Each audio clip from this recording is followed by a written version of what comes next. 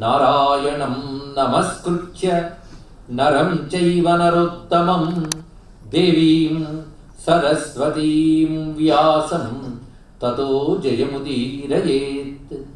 యజ్ఞే స అచ్యుత గోవింద మాధవ అనంత కేశవ కృష్ణ విష్ణో హృషీకేశ వాసుదేవ నమోస్తుతే. శ్రీ వాసుదేవ నమోస్తుతే. వసుదేవసుతం దేవం కంసచాణూరమర్దనం దేవకీ పరమానందం కృష్ణం వందే జగద్గురుం.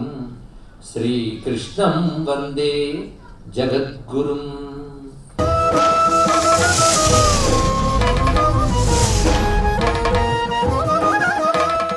శివపురాణంలోకి వెళ్తాం. కథ ఉంది అక్కడ. ఒక బిల్ల దంపతులు ఇద్దరు ఉండేవారట. బిల్ల దంపతులు అంటే చాలా మంది తెలుసు, అడవిలో ఉండే ఆటవిక దంపతులు. వారికి కొన్ని నియమాలు, పూజలు, పునస్కారాలు, పద్ధతులు ఉంటాయని ఇక్కడ. వారు నియమం పెట్టుకున్నారు, అతిథి అభ్యాగతులు ఎవరైనా సరే వారిని ఆదరించాలి. ఇది మన సనాతన ధర్మంలో అది ప్రధాన. అతిథి దేవో భవ కదా. మనం అన్ని అనుకూలిస్తే అతిథిని సేవిస్తామని కాకుండా ప్రతికూల పరిస్థితుల్లో కూడా అతిథి సేవ చేయగలిగినప్పుడు తపస్సు అవుతుంది. అనుకూలంగా ఉన్నప్పుడు చేసేస్తే సత్కర్మ అవుతుంది. ప్రతికూలమైనా దాన్ని పాటించినప్పుడు తపస్సు అవుతుంది. అది ఎన్నో పాపాలను పోగొడుతుంది. ఈ మహానుభావులు అనగా అతిథి సేవ నియమం పెట్టుకున్నారు. పైగా వాళ్ళ శివభక్తులు. అది చేసేది కూడా శివప్రీతికి చేసేవారట. అది కూడా శివప్రీతిగా అతిథి సేవ చేసేవారు. అలా తన కోసం సేవ చేస్తుంటే ఊరుకోడు, ఏదో పరీక్ష పెడతాడు. అల్లరి పెట్టడంలో ఆయన మించిన వాడు. అందుకు ఒకసారి ఒక వృద్ధ దంపతులు అక్కడికి వచ్చారు. రాత్రి వేళ అటవిలో. మాకు తలదోచుకోవడానికి చోటు లేదు, ఎక్కడైనా ఉన్నదా అంటే వాళ్ళ కుటీరం చాలా చిన్నదండి. ఇక్కడ ఆ కుటీరం చూపించారు. ఈ కుటీరం చూపిస్తే మీరు ఇక్కడ ఉండండి అంటే, పాపం మీరు మరెక్కడ ఉంటారని మేము బయట ఉంటామండి, పర్వాలేదు మీరు లోపల ఉండండి అని వారికి అతిథి సేవ చేయవలసినవన్నీ చేసి వాళ్ళు విశ్రమించిన తర్వాత వాళ్ళు విశ్రమింపజేసి వీళ్ళు బయటకు వచ్చి ఆ నట్టడవిలో అర్ధరాత్రి వేళ కుటీరం బయట వచ్చారు. ఈ సమయంలో ఒక సింహం వచ్చి వాళ్ళని తినివేసింది బిల్ల దంపతులు. ఇక్కడ అంటే వాళ్ళ జన్మ అయిపోయింది. ఆ వచ్చిన దంపతులు పార్వతీ పరమేశ్వరుడు అనుగ్రహం చేత వాళ్ళు ఉభయులే తర్వాత నలచక్రవర్తి దమయంతులుగా పుట్టారని, వారిద్దరూ తన అంత సేవ చేసినందుకు గాను వారిద్దరి మధ్య అనుబంధం కుదర్చడానికి తన హంసగా అవతరిస్తానని శివుడు చెప్పాడని, ఇది హంసావతారము అని వృత్తాంతము పురాణాలు. లేకపోతే పనికట్టుకుని వచ్చి ఇప్పుడు ఆయన చేతి దాకా దొరికి భాష మాట్లాడి వెళ్ళడం ఎందుకండి, తప్పించుకెళ్ళిపోవచ్చు కదా. లేకపోతే విడిచిపెట్టకపోతే చాలా మంచివాడిని ప్రార్థిస్తాను విడిచిపెట్టేస్తారు. ఇక్కడ హంస చేసింది ఏంటంటే ఆ దమయంతి కథ చెప్తుంది నలుగురితో. అది చేసింది అంటే పురాణాల్లో ఒకదానికొకటి అనుబంధాలు చూడండి.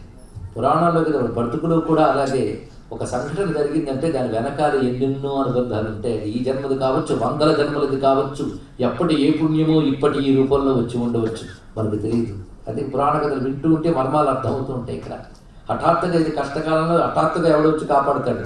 ఎందువల్ల అది చూడగలిగే దివ్య దృష్టి ఉన్నవాడైతే కొన్ని జన్మల క్రితం ఫలానా చోట నువ్వు ఫలానా మంచి పని చేసేవి కనుక ఇప్పుడు అది వచ్చి ఇక్కడ కాపాడుతుందని చెప్పగలడు. ఇప్పుడు ఏవీ చేయలేదు కనుక తర్వాత ఎవరు దొరకడం కూడా చెప్పగలడు. కానీ కష్టమైనా మంచి పని చేయడానికి కష్టపడైనా చేస్తే ఎప్పటికైనా బాగుపడతాడు. ఇప్పుడు కాకపోతే ఎప్పటికైనా అని అభయం వదిలిన మతం పేరు హిందూ మతం. తెలుసుకోండి. ఈ మాట ఎందుకు అంటున్నామంటే జన్మలను అంగీకరించే మతం ఇది ఒక్కటే. అప్పటి ఫలితం వాళ్ళు చక్రవర్తులయ్యి అంత సౌందర్యవత అయిందంటే ఒక అతిథి సేవ వ్రత ఫలం వాళ్ళకి ఎంత ఉత్కృష్ట స్థితి తీసుకువెళ్ళిందండి. మొత్తానికి హంసని పట్టుకున్నప్పుడు చేతికి రుద్రాక్ష మధువ్రతముతో కూడిన, మధువ్రతం అంటే 9, రుద్రాక్షలనే 9లతో కూడిన పద్మం వంటి హస్తముతో హంసని పట్టేడని వర్ణించిన వెనకాల ఎంత భావం ఉందండి లోపల. అలా హంసని పట్టుకున్నాడు. అప్పుడు ఆ హంస, నాయన నన్ను పట్టు, నువ్వు బంధించకు, చంపకు, రాజన్ కరిష్యామి తవ ప్రియం, నీకు ప్రియమైన చేస్తాను సుమా. ఏమిటా ప్రియమో నీకు చెప్తున్నాను. నీ మనస్సులో దమయంతి గురించి ఉంది కదా, హంసకు మనస్సు గురించి తెలిసిందంటే హంస మామూలు కదా, ఇప్పుడు మనకు తెలిసిపోయింది. నీకు హంస, హంస శబ్దానికి చాలా విశేషమైన భావాలు ఉన్నాయి. నల, దమయంతి, హంస వీటి అన్నిటికి కూడా ఏవో భావాలు తర్వాత తీస్తే మనం అన్వయించుకోవచ్చు. అందమైన భావాలు తర్వాత బయటపడతాం. ముందు కథ విందాం. ఆ హంస చెప్తున్నది, దమయంతి సకాశేత్వం కథయిష్యామి నైషధ, నువ్వు నాకు ఉపకారం చేసేవాడు, నన్ను బంధించుకొని వదిలేసావనుకో, నేను ఇక్కడి నుంచి దమయంతి వరకు వెళ్తాను. దమయంతి దగ్గరికి వెళ్ళి నీ గురించి చెప్తాను. ఎలా చెప్తానంటే ఆమెకు నీపై ప్రీతి కలిగి నిన్ను మాత్రమే వివాహం చేసుకుంటాను అనిపించేలా చేస్తాను. ఒప్పుకుంటావా?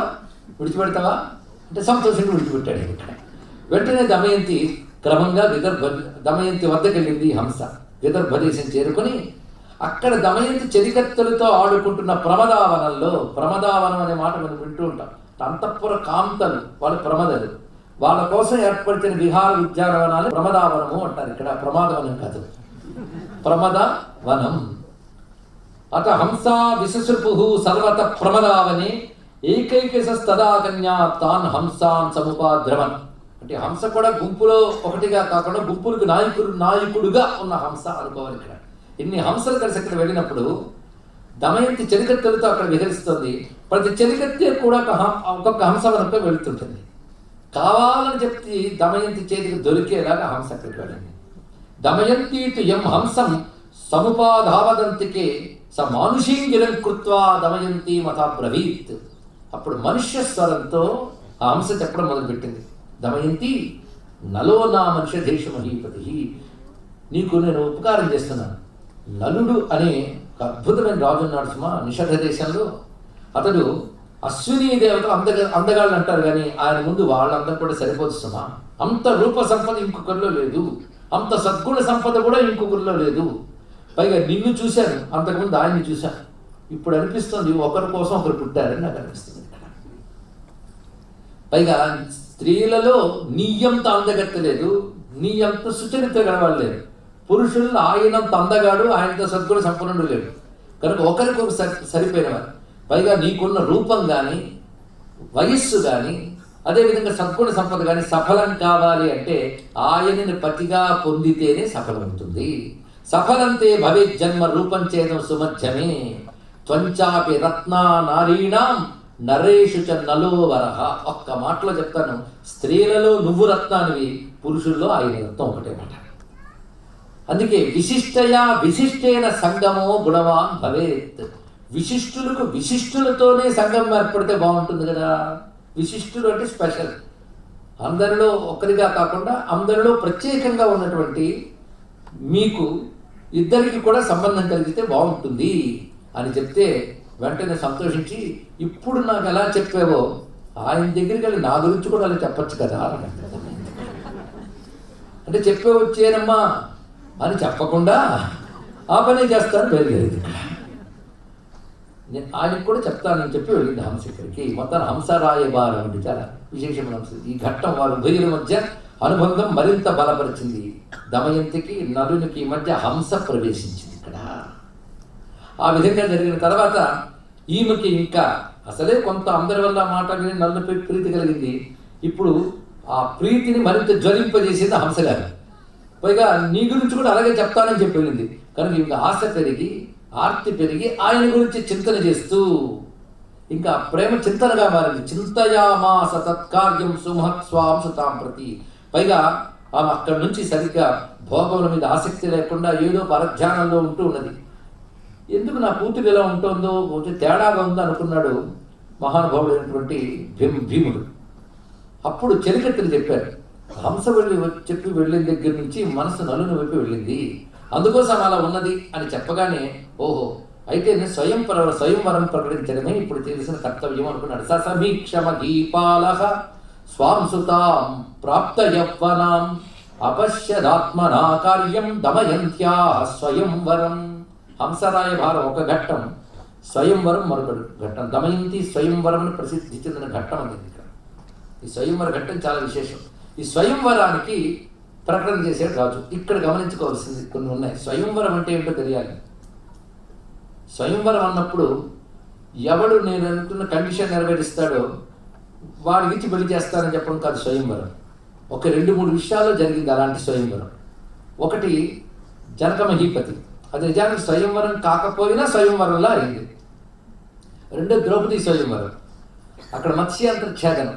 అయితే మత్స్యంత్రం ఎవడు ఛేదిస్తాడో వాడికి ఇచ్చి చేసేస్తానని లేదు. ఇది బాగా గుర్తుపెట్టుకోవాలి, ఇక్కడ తెలుసుకోవాలి. ఇక్కడ ఇది తెలియక మత్స్యంత్రం ఎవడు ఛేదించినా ద్రౌపది పడి చేసుకోవాల్సిందే, వీడిని కాదు వాడిని కూడా అనకూడదు. మరి కర్ణుడిని ఎందుకు అన్నది, ఇతడిని నేను చేసుకోవాలని చెప్పిన స్వయంవరానికి వస్తే ఇక్కడ అంటే తప్పు చెప్పింది కదా అంటే తప్పేం చెప్పలేదు. అది చేసినంత మాత్రం మెడలో మహారం వేసేయాలి లేదు, ఈమెకి నచ్చాలి, కండిషన్స్ అన్ని ఫుల్ఫిల్ కావాలి, అది వీళ్ళకి తగినటువంటి సంబంధం అయి ఉండాలి, అది ఉత్తమమైనటువంటి, వీళ్ళు సుక్షత్రియునప్పుడు వాళ్ళు సుక్షత్రియులు ఉండాలి, అటువంటి వారు రావాలి, వాళ్ళే ముందు వచ్చి పాల్గొనాలి. రెండవది మత్స్యంద్రం చెల్లించిన సరిపోదు, ఆమె నచ్చాలి, ఆ నచ్చేటప్పుడు వచ్చేటప్పుడే వాడు యోగ్యుడా కదా అనిపించాలి. ఇన్ని ఉంటాయండి కండిషన్స్. అంటే స్త్రీకి అంత స్వతంత్రం ఇచ్చారు, ఆమె తన మొగుడిని ఎంచుకుని స్వతంత్రం స్త్రీకి ఇచ్చారు. అయితే ఈ స్వయంవరంలో కండిషన్స్ లేవు. స్వయంవరానికి అందరినీ పిలిచారు. ముఖ్యంగా క్షత్రియులకి స్వయంవరం నియమం, అందరికీ కాదు, ఒక్కొక్కరికి ఒక్కొక్క ధర్మం. ఎందుకంటే రాజులు అనేక రాజులతో అనుబంధం ఏర్పడుతుంది, ఆ అనుబంధం నిలబెట్టుకోవాలి. అది అనేక రాజులు పిలుస్తారు, అందులో యోగ్యులు పిలుస్తారు, అందులో ఎవరి ఇష్టమో ఆమె ఎంచుకుంటుంది ఈమె. అప్పుడు మిగిలిన వాళ్ళు ఏం చేయాలంటే ఆశీర్వదించి వెళ్ళాలి.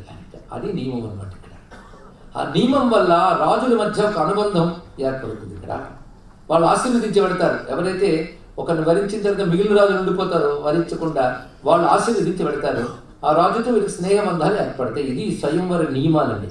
ఎలాగో నలుడిని వీళ్ళు వరించింది తెలిసింది కానీ నలుడికి గౌరవించి పెళ్లి చేసేస్తాం అనకుండా, అప్పుడున్న క్షత్రియ నియమాలను అనుసరించి స్వయంవరాన్ని ఏర్పాటు చేసి నలచక్రవర్తికి కూడా వాళ్ళు కబురు పంపారు. వాళ్ళందరి మధ్యలో నలుని దమయంతి వరిస్తుంది. ఇది భావం అన్నమాట. ఇక్కడ ఇది స్వయంవరం అన్న దాని గురించి కూడా తెలుసుకోవాలి ఇక్కడ. అంతేగాని మ్యారేజ్ బ్యూరోలో అందరిని పిలిపించేసి చేసే స్వయంవరాలు లాంటివి కాదు. ఇక్కడ వీటి యొక్క లక్షణములు వేరు. ఇది ఆనాడు రాజులైన వారికి ఉండేవి, పాలకులైన వారికి అనేక కారణాలతో ఇది ఏర్పరిచారు. మొట్టమొదట మనువు దగ్గర నుంచి ఇవి ఉండేవి ఇలాంటి విషయాలు. స్వయంవరం ఒక పద్ధతి. అలాగే స్వయంవరం ఏర్పాటు చేసే మహానుభావుడు అయినటువంటి భీముడు. సన్నిమైత్రయామాస మహీపాల విశాంపతి ఏషోను భూయతా వీరా స్వయంవర ఇది ప్రభో. అనేక మందికి పిలిచి ఒక మాట అన్నాడు ఇక్కడ, అందరికీ స్వయంవర దర్శనానుభూతి కలుగ్గాక అన్నాడు ఇక్కడ. అంటే అందరూ స్వయంవరంలో వచ్చినప్పుడు ఆ స్వయంవరం చూసిన అనుభూతి ఒకటి ఉంటుంది. అందుకే అందరూ రావాలి అని కోరుకుంటే అనేక మంది రాజులు అక్కడికి వచ్చారు. ఆ సమయంలో స్వర్గలోకంకి నారదుడు పర్వతుడు అని ఇద్దరు మహర్షులు చేరుకున్నారు. మహాప్రాజ్ఞులు, అన్ని లోకాల్లో సంచరించగలిగే ఋషులు వీరు. అటమానౌ మహాత్మానౌ ఇంద్రలోకమితో గతౌ నారద పర్వతశ్చైవ మహాప్రాజ్ఞౌ మహావ్రతౌ దేవరాజశ్చ భవనం వివిశాతే సుపూజితౌ. ఎందుకు దమయంతీశ్వరం స్వయంవరం అనే ఘట్టం ఇంత గొప్పదండి ఇప్పుడు మనకు తెలుస్తుంది. ఇద్దరు మహానుభావులు నారదుడు పర్వతుడు ఇంద్రలోకానికి వెళ్ళారు. ఇంద్రుడు వాళ్ళు స్వాగతం పలికి కూర్చుని కబుర్లు ఆడుతూ భూలోకం సంగతులు ఏమిటి, రాజులు ఎలా ఉన్నారు, ఏమిటి విశేషం అంటే, ఈ మధ్య ఈ రాజులందరూ కూడాను దమయంతి సౌందర్యం గురించే చర్చ చేసుకుంటున్నారు. అపూర్వమైన సౌందర్య రాశి, అద్భుతమైన గుణవతి, ఒక ఉత్తమమైనటువంటి వంశంలో పుట్టినటువంటి ఆమె మాకు కోడలైతే బాగుండని పెద్దవాళ్ళు, భార్య అయితే బాగుండని యువకులు అనుకుంటున్నారు. ఇది రాజన్య లోకంలో. ఇప్పుడు స్వయంవరం అక్కడ ఏర్పాటు చేశారు, దానికి అందరూ బయలుదేరారు. ఏమిటి అంత విశేషం ఉందా దమయంతికి అన్నట్టు ఇంద్రుడు. దేవసుందరులు కానీ, యక్షసుందరులు కానీ, నాగసుందరులు కానీ, మానుసుందరులు కానీ ఎవ్వరూ కూడా ఆమె ముందు సరిపోరు. అటువంటి సౌందర్యవతి ఆమె. అందుకే అంత కుతూహలం కలిగి ఉన్నది. ఓహో అలాగా అనుకుని ఆ తర్వాత ఇంద్రుడు మరికొందరు దిక్పాలకులతో కలిసి తాను విదర్భ దేశానికి బయలుదేరాడు స్వయంవరానికి. తాను కూడా స్వయంవరంలో పాల్గొందామని వెళుతున్నాడు. తతస్సర్వే మహారాజ సగణా సహవాహనా విదర్భాన విజగ్ముస్తే యతస్సర్వే మహీక్షితః. అందరూ బయలుదేరుతున్నారన్న వార్త తెలిసి వీళ్ళు బయలుదేరారు. ఆ బయలుదేరిన వాళ్ళు ఎవరు అంటే ప్రధానంగా ఇంద్రుడు, అగ్ని, యముడు, వరుణుడు. ఈ దిక్పాలకున్నారు. ఇంద్ర, అగ్ని, యమ, వరుణ. వీటన్నిటి వెనకాల చాలా సంకేతాలు ఉన్నాయండి. అయితే వీళ్ళు మమ్మల్ని వరిస్తుందేమో అని ఆశతో వెళ్ళారా, ఇంద్రుడు అంత వాడలు వెళ్ళాడంటే వీటి వెనకాల కొన్ని మర్మములు ఉన్నాయి. అవి తర్వాత తెలుస్తాయి. వాళ్ళు దేవతలు, అది మరువరాదు. వాళ్ళు స్వయంవరానికి వెళ్ళారు ఇతర రాజుల వల్లనే. అలా వాళ్ళు బయలుదేరి వస్తూ ఉండగా అథదేవా పతినలం దదుసు భూతలే స్థితం. వారందరూ వస్తూ ఉండగా నలమహారాజు కూడా బయలుదేరి వెళ్తున్నాడు. ఇంకా రాజ్యానికి విదర్భ దేశానికి చేరుకోలేదు. ఆయన త్రోవలో వెళ్తూ ఉండడాన్ని చూశారు. అక్కడ దిగారు వాళ్ళిద్దరు. ఈ నలుగురు దిగి ఎంత అందంగా ఉన్నాడు నలుడు. ఇలాంటి వాడు మన దేవతల్లో కూడా కనబడ్డే. మనందరం దేవతలను చాలా గొప్పగా ఉన్నాం, మానవుల కంటే గొప్పవాడు అనుకుంటాం, కానీ మానవుల్లో దేవతల కంటే గొప్పవాడు ఉంటున్నాడు. చూస్తుంటే మన దేవతల్లో అందగాడు అంటే మన్మథుడు అంటాం. ఆయన కూడా ఈయన జగదుడికే. ఎంత అందంగా ఉన్నాడైనా అని వాళ్ళు ఆశ్చర్యపోతున్నారని చూసి సాక్షాదివస్థితం మూర్త్య మన్మథం రూప సంపద. ఏం అద్భుతమైన రూప సంపద అంటూ పైగా అలా ప్రకాశిస్తున్నాడంటే భూమి మీద సూర్యుడు ఉన్నాడా అన్నట్టు ప్రకాశిస్తున్నట్టు. తేజస్సు అలా ఉన్నది, వర్చస్సు అలా ఉన్నది. భ్రాజమానం యథా రవిం. అలాంటి తేజోవంతుడు సుందరుడు అయినటువంటి నరచక్రవర్తిని చూసి లోకపాలకులు నలుగురు కూడా ఆశ్చర్యపోయి అతని దగ్గరికి వచ్చారు. అంతరిక్షంలో విమానాన్ని నాపి భూమి మీద దిగి, ఎన్నైనా మహానుభావ అంటూ నల రాజేంద్ర అని సంబోధించారు. వాళ్ళకి తెలియదు ఏమిటి, రాజేంద్రుడైన నలచక్రవర్తి నువ్వు సత్యవ్రతులు అని విన్నామయ్యా అన్నాడు. వెంటనే మీరెవరండి నమస్కారం చేశారు. ఇక్కడ నన్ను ఇంద్రుడు అంటాడు. వీరిద్దరు కూడా అగ్ని యమ వరుణుడు కలుపుకుని మీరు నలుగురు వచ్చాయి. ఇక్కడికి సంబోధనలోనే సత్యవ్రతో భవ, నువ్వు సత్యవ్రతుడు కదా అన్నారు. ఇక్కడ మొట్టమొదటి ఆ మాట వేశారు. ముందర కాళ్ళకి మందం అంటే ఇది. సత్యవ్రతుడు, సత్యవ్రతుడు అంటే ఆడిన మాట తప్పను నియమం ఏర్పరచుకున్నవాడిని సత్యవ్రతుడు అంటారు. ఇక్కడ అలా నియమబద్ధుడు నువ్వు, ఇది విన్నాను నీ గురించి అంటూ నువ్వు మాకు చేయవలసిన సహాయం ఏంటంటే అస్మాకం కురు సహాయం దూతో భవ నరోత్తమ, మా పట్ల దూతగా నువ్వు వ్యవహరించాలయ్యా. దూత అంటే మా తరపున వెళ్ళి కార్యం అనుకూలమయ్యేటట్టు మాట్లాడాలి. జాగ్రత్తగా విన్నారు కదా మాట. మా తరపున నువ్వు వెళ్ళి మాట్లాడాలి అని కాదు, మా తరపున నువ్వు కార్యం అనుకూలమయ్యేటట్టు మాట్లాడాలి. అది దూత శబ్దానికి అర్థం. మెసెంజర్ అని మాత్రమే కాదు, ఇక్కడ తీసుకెళ్ళి అక్కడ చెప్పొచ్చేది కాదు. ఇక్కడ కార్యం మనకు అనుకూలమయ్యేటట్టు మాట్లాడాలి నువ్వు. అది దూతకు ఉండవలసిన లక్షణం ఇక్కడ. అది దూతో భవనరోత్తమ అస్మాకం కురు సహాయం, మాకు నువ్వు సహాయం చేయాలి ఈ విధంగా అనగానే వెంటనే మీరే అన్నారు సత్యవ్రతుడిని, మీ ముందు ప్రతిజ్ఞ చేస్తున్నాను, మీరేం చెప్తే అదే చేస్తానన్నాడు. తేభ్య ప్రతిజ్ఞాయ నలః కరిష్య ఇది భారత, కరిష్యే చేస్తాను అని ప్రతిజ్ఞ చేశాడు. ఇంతకీ దూతగా ఎవరి దగ్గరికి వెళ్ళాలో చెప్పండి అన్నాడు. అప్పుడు వాళ్ళు నలుగురు చెప్తున్నారు ఏంటంటే, దమయంతి స్వయంవరం అని విన్నాం, మేము దానికి బయలుదేరిన సుమా. మీకు పరిచయం చేశాం కదా మీ నలుగురు ఎవరో తెలిసింది కదా. దేవతలే వస్తున్నారంటే స్వయంవరం ఎంత గొప్పదో, దమయంతి ఎటువంటి గొప్పదో. అయితే చాలామంది రాజులు అక్కడికి వచ్చారని విన్నాను. అది మేము కూడా ఒకసారి వద్దామని బయలుదేరాము. తంవై సమాగతానస్మాన్ దమయంచై నివేదయ లోకపాల మహేంద్రాజ్య సమాయాంతి దిదృక్షవ. ఇక్కడ గొప్ప మాట దిదృక్షవ. ఆ స్వయంవరం చూడాలని మేము కూడా వస్తున్నామని దమయంతికి చెప్పు. మా తరపున దూతగా వెళ్ళి దమయంతి వద్దకు వెళ్ళి మేము స్వయంవరానికి వస్తున్నామని చెప్పు. అందులో మా నలుగురిలో ఎవరినైనా సరే ఆమె వరించాలని మేము చెప్పేమని చెప్పు. తేషామన్యతమం దేవం పతిత్వే వరయస్వః.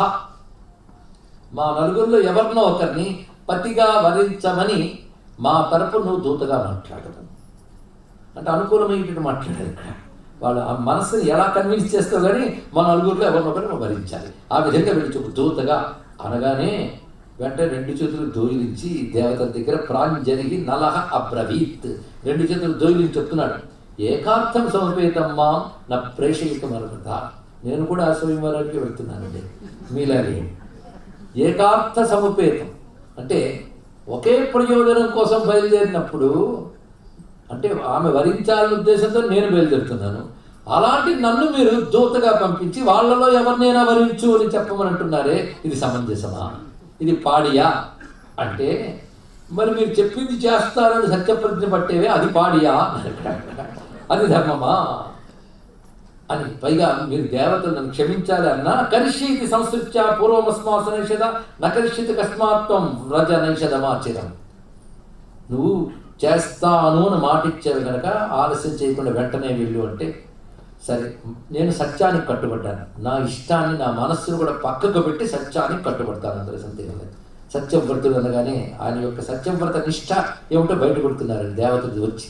అంతేగాని వచ్చి దమయంతిని వరించేద్దామని మాత్రం వారి కోరిక కాదు, ఇంకేదో ఉంది దీనిలో రహస్యం. ఆమె యొక్క గొప్పతనం వాళ్ళు రావడంలోనే కనబడుతున్నది.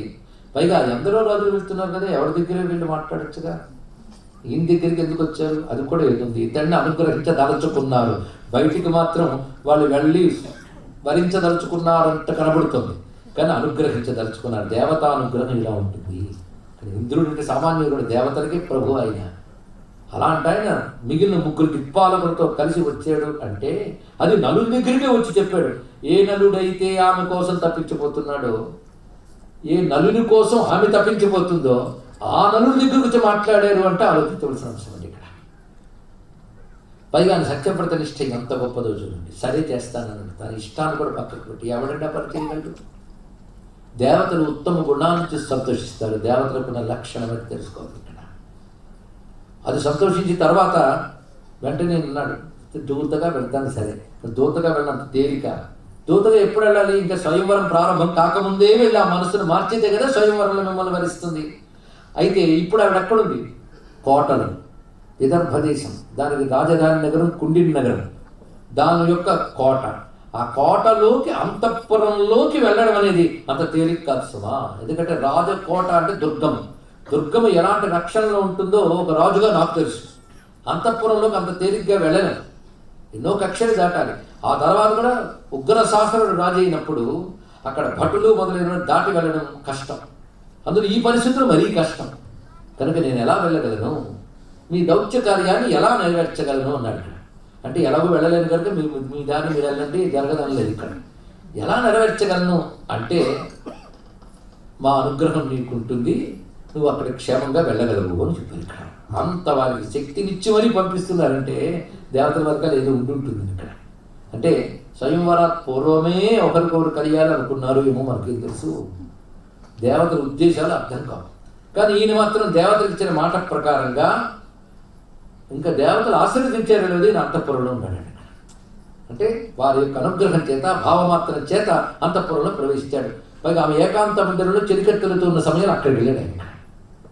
అతడి యొక్క తేజస్సును చూసి తతస్థా నైషధం దృష్ట్వా సంభ్రాంత పరమాంగనా ఆసనిభ్య సముత్పేతు తేజసా తస్య దర్శిత. ఆయన యొక్క వర్చస్సును చూసి తొట్రుపడి అక్కడున్న అంతఃపురకు అందరూ ఒకసారి లేచి నిలబడి ఎవరా అని ఆశ్చర్యంతో చూస్తున్నారు ఇక్కడ. పైగా అనుకుంటున్నారు వాళ్ళందరూ, అహో రూపం, అహో కాంతి, అహో ధైర్యం మహాత్మన, కోయం దేవ అథవా యక్ష గంధర్వో భవిష్యతి. ఈయనవడు, ఆ రూపం చూడు, ఎక్కడ చూడని రూపం. పైగా తేజస్సు, ఆ కాంతి, ధైర్యం, నిలబడ్డ తీరులో ధైర్యం కనబడుతున్నది. అసలు ఇక్కడికి రాగలడంలోనే ధైర్యం ఉంది ఇక్కడ. ఇతడు మానవుడా, దేవత, యక్షుడా, గంధర్వుడా? సామాన్యులైతే ఇక్కడికి రాలేరు అని వాళ్ళు మాట్లాడడానికి కూడా భయపడి పక్కకు తిరిగితే వాళ్ళు ముందుకొచ్చి దమయంతి సిగ్గుగా తల వంచి అప్పుడు మాట్లాడతారు.